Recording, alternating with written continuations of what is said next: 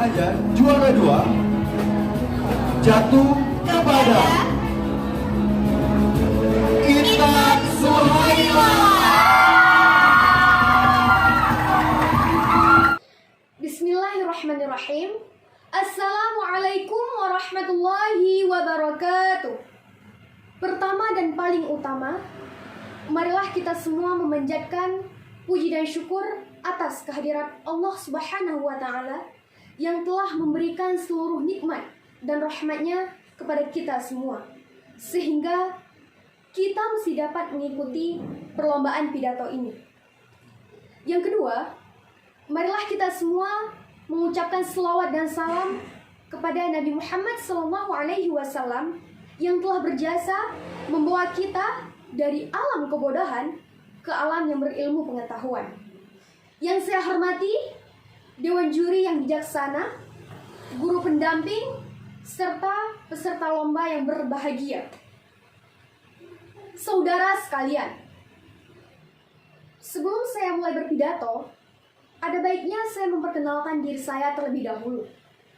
Nama saya Intan Suhaila dari MTSN 5 Biren.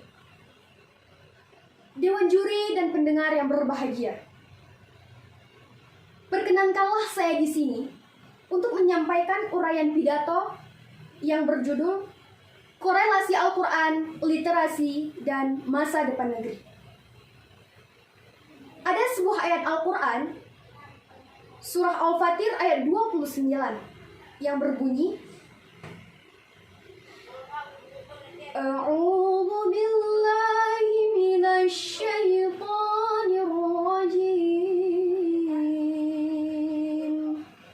Bismillahirrahmanirrahim. Innal ladzina yatluna kitaballahi wa aqamus sholata wa anfaqu mimma razaqnahum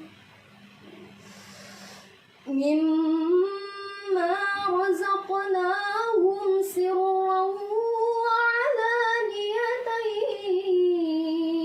yarjuna tijaratan lan tabur.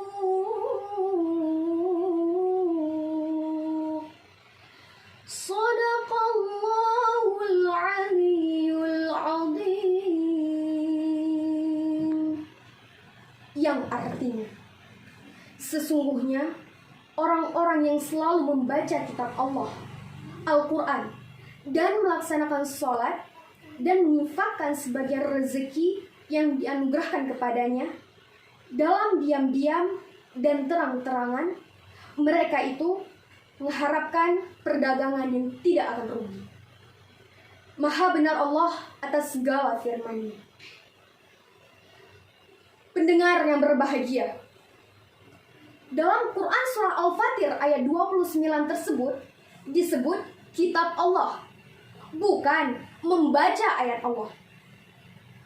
Tentu saja, kedua hal tersebut terdapat perbedaan dalam segi pemaknaannya. Jika kita merujuk pada kitab, benak kita akan selalu mengacu pada penggambaran tentang kumpulan tulisan dalam lembaran-lembaran. Kegiatan membaca kitab inilah yang disebut dengan kegiatan literasi. Al-Quran telah memberikan isyarat dan dorongan kepada umat manusia agar menuntut dan mengembangkan ilmu pengetahuan. Pertanyaannya, bagaimana cara menyentuh ilmu pengetahuan dalam Al-Quran? Jawabannya terdapat dalam wahyu Allah yang pertama kali turun, yaitu Iqra, yang bermakna bacalah. Artinya, Islam merupakan agama yang menggunakan nalar. Islam datang untuk mengubah peradaban. Islam datang untuk mengubah dunia kelak menjadi terang benderang. Dengan cara apa? Melalui apa? Melalui kegiatan yang tidak pernah diperintahkan kepada umat-umat sebelumnya, yaitu membaca. Dewan juri dan pendengar sekalian, membaca tentu saja tidak dapat dipisahkan dari proses menulis. Hal inilah disebut literasi. Istilah literasi sendiri menurut Kamus Besar Bahasa Indonesia adalah kemampuan membaca dan menulis serta kemampuan individu dalam mengubah informasi dan pengetahuan untuk kecakapan hidup. Artinya, saudara sekalian yang saya hormati, untuk meraih kecakapan hidup diperlukan kemampuan dalam memperoleh pengetahuan dan kemampuan membaca dan menulis atau disebut dengan kemampuan berliterasi. Saudara yang saya hormati, dalam sejarahnya Islam tidak lepas dari budaya literasi. Walaupun bangsa Arab pra-Islam kurang mengenal budaya membaca dan menulis. Namun, setelah Al-Quran diturunkan kepada mereka, budaya membaca dan menulis mulai tumbuh di kalangan bangsa Arab. Banyak dari mereka juga menuliskan ayat-ayat Al-Quran di berbagai media. Beberapa sahabat Rasulullah juga mulai belajar membaca dan menulis. Salah satu tokoh yang pandai membaca dan menulis pada masa itu adalah Hafsah binti Umar bin Khattab, yang merupakan anak dari salah satu Khulafaur Rasyidin sekaligus istri Rasulullah. Saudara sekalian, tradisi literasi di kalangan kaum musliminlah yang mengantarkan umat Islam mencapai masa puncak kejayaannya. Bukan suatu rahasia lagi.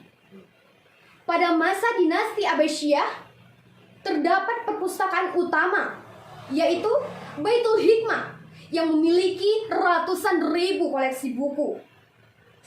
Banyak ilmuwan-ilmuwan muslim yang bermunculan dan produktif dan menghasilkan karya yang menjadi sumbangsih dalam perkembangan ilmu pengetahuan agama dan ilmu pengetahuan modern.